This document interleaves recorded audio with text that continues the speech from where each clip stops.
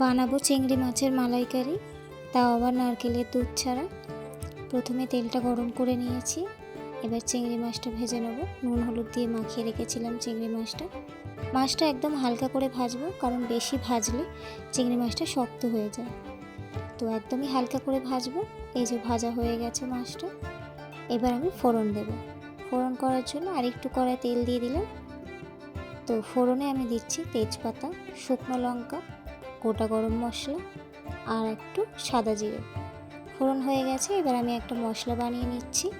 তার মধ্যে দেব পেঁয়াজ, কাঁচা লঙ্কা, আদা রসুন দিয়ে একটা মিহি পেস্ট করে নেব। এই পেস্টটা মশলার উপরে ঢেলে দেব, যে ফোড়নটা করে নিয়েছি। মশলাটা ভালোভাবে ভাজতে হবে, যাতে যতক্ষণ আর কি আদা রসুনের গন্ধটা চলে যাচ্ছে ততক্ষণ ভাজতে হবে। ভালোভাবে কষাচ্ছি একটু একটু জল দিয়ে দিয়ে।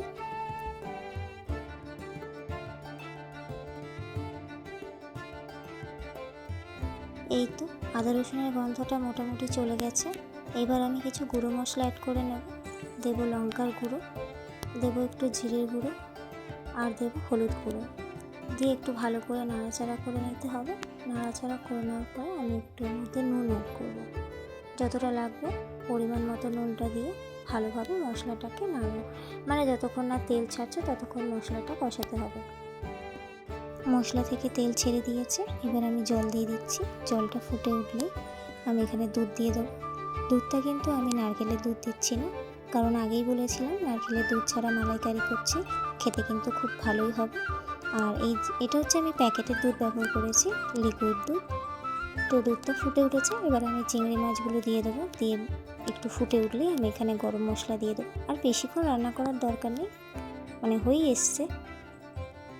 আর আমি এখানে একটু মিষ্টির জন্য চিনি দিয়েছিলাম, চিনিটা আমি মশলা কষানোর সময় দিয়ে দিয়েছিলাম। তো প্রায় হয়ে এসছে, এই তো ঘন ঘন হয়ে এসছে। এবার আমরা নামিয়ে নিচ্ছি। দেখুন দেখতে কতটা ভালো লাগছে, খেতেও কিন্তু খুব ভালো হয়েছিল।